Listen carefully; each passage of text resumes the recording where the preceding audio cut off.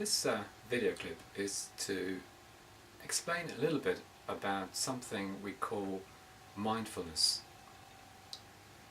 Now, mindfulness is a skill that we can all develop, and in the context of stress or anxiety, it can help tremendously in helping us to cope better with these strong feelings of anxiety and panic when they arise. And for me personally, mindfulness was one of the most useful things that I found when I was having my own panic attacks. So what I'd like to do is just explain a little bit more about this concept of mindfulness, because sometimes it's associated with some of the more spiritual traditions, but in ACT we're not using it in that way at all. It's mindfulness for us is simply the ability to pay conscious attention to what is happening in the present moment as it's actually happening. And that's all it is. There's nothing mystical or mysterious about it. It's just simply consciously paying attention to the things that are happening right now. It could be what you're feeling right now, it could be noticing what you're thinking right now, it could be noticing the body sensations like the heart beating or the sensation of maybe a butterfly feeling in the stomach, or it could be external things like just noticing the birds singing or noticing the cars passing in the background. So it's when we develop this skill to consciously pay attention to what is happening both internally and externally right at this present moment in time. This can make it a little bit easier for us to handle the strong anxiety feelings that arise. If we don't develop this skill of mindfulness, what tends to happen is we tend to spend a lot of our time getting lost in thoughts about what could happen in the future, or dwelling on things that have happened in the past. And these two things, dwelling on the past and focusing too much on the future, removes us from the present moment, and we lose that connection with with life around us, with the people around us. So imagine that if you have a family and your kids are playing in front of you, or your wife is talking to you, and you are completely lost in your thoughts about what happened at work, or what's going to happen in the future, or what happened 2 weeks ago. When you're lost in these thoughts, you have no connection with your partner or your kids, or enjoying just life, the beauty of the nature around you, for example, when you're in a park. So developing this ability to be mindful can not only help us to cope better with stressful feelings, but it can also help us to get a richer sense of satisfaction from life in general. So it's definitely worth spending some time exploring different kind of mindfulness exercises and seeing which ones work for you, and then having a regular practice that you do on a regular basis to develop this skill and to make it more easier for you to move into this mindful state. If we can imagine that the hands represent the thoughts and images we're having about something that could happen in the future, when we are having a panic attack or something like that, these thoughts and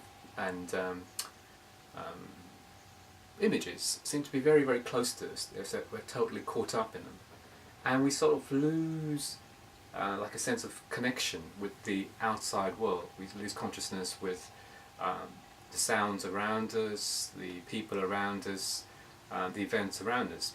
And in this state, when we're completely caught up in it, is what we would call fusion, as explained in the previous videos.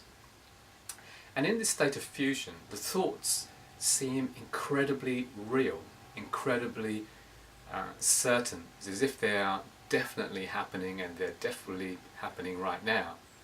And it's simply because we're so caught up in them that sort of illusion is created. And as we stand back and we look at our thoughts, we can make space for everything else around us. So we can look at the thoughts happening within our consciousness, and we can be aware of the sky, the hills, the mountains, the birds singing, etc. And this is what mindfulness training is all about. It's just to get a bit of a perspective on the thoughts, diffuse from the thoughts, become more conscious of things around you. And in this bigger space, then the impact of these thoughts and feelings is reduced. Another advantage of cultivating mindfulness is that it gives us a different sense of self. In ACT we talk about this sense of the observing self. Most of the time we're completely so caught up in our thoughts and our emotions that we think we are just thoughts and emotions. But even just for this moment, just right now, as you are listening to this tape, notice that as the thoughts are appearing in your mind, you can notice those thoughts. You can step back and notice the thoughts that are occurring in your mind right now. That part of you that is noticing the thoughts is what we call the observing self in ACT. And by connecting with this observing self and identifying with it a little bit more than we normally do, it gives us a bigger sense of self. We realize we are more than just thoughts and feelings. So that when uncomfortable and unpleasant emotions pop up in our consciousness, like panicky feelings and anxiety feelings and worrying thoughts, when we hold these in this bigger sense of selves, they don't seem to be quite as monstrous, as quite as huge and overpowering as they are when we have a very small sense of self and we're completely fused with our thoughts and caught up with our thoughts and emotions. In fact, sometimes we even use the expression, I am very anxious. And it's like when we use the word I am very anxious, it's like a whole identity is our anxiety. And there's nothing more to us than just anxiety. Whereas if we can say something like, I am noticing, I am having this feeling of anxiety, that way of phrasing things helps us to move into this observing space where we are just noticing the feelings occurring.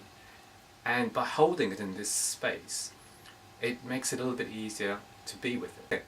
So I hope you can see that by cultivating mindfulness, one of the biggest benefits it has is it helps us to more easily diffuse from thoughts that are popping up in our mind, so that we can see them as thoughts and not get so lost in them and start thinking that they are absolute realities and they are happening right now. The other benefit is that by going into this more observing kind of space, you have this ability to stay with uncomfortable feelings because you realize that you're bigger than them. You have a more expanded sense of self. Now, another really useful thing that comes from a mindfulness practice is your sense of enjoyment and sense of enrichment out of life grows and grows, because by paying more conscious attention to what is happening around you, the richness and the wonder of life starts to impact on you quite strongly. Like for example, yesterday I was walking in one of the local woods near where I live, and because it's springtime, I was noticing that the flowers were just coming out of the tips of the twigs, and the leaves were just coming out from some trees, and it had this kind of magical feel about it. And these kind of experiences become more and more common when you start to really tune in and become consciously aware of the environment around you. So life becomes a lot richer and more fulfilling for you. So I hope you can see there's quite a few benefits to developing a mindfulness practice, not only in terms of your stress management, but in terms of just enjoying and appreciating life a lot more. So What I'll be doing in the next video is explaining a very simple mindfulness exercise, which if you practice it on a regular basis, and what we would suggest in ACT is you have a daily practice of mindfulness for between 10 or 15 minutes a day. Now, initially, you may, if you've never done any kind of mindfulness practice before, this may seem too much, so you may want to shorten it down to just 5 minutes, twice a day maybe. But gradually, it's advisable to build it up to like a 10-15 minute solid practice, or even more if you're really getting into it. Because long term, the research shows that cultivating a more mindful quality of life makes it easier to cope with stressful feelings and thoughts. And also, it really does help to just increase your appreciation and sense of enjoyment out of life. And again, one of the things we always talk about in ACT is this attitude of commitment. Because it's only by committed practice, saying to yourself, okay, I'm not sure at the moment whether this is going to work for me, but what I'm going to do is I'm going to commit to practicing this for 10 minutes or 15 minutes every day at a specific time, and make it like a regular kind of routine, just like you would brush your teeth in the morning to look after your teeth. Make this a kind of mental hygiene technique where you practice mindfulness to look after your psychological health. But it only really works if you practice it daily, and if you practice it for a reasonable length of time. So don't expect instant results by practicing it for just a few days or a few weeks. I would say a minimum period of 2 months before you review it and practice and see whether it's working for you or not.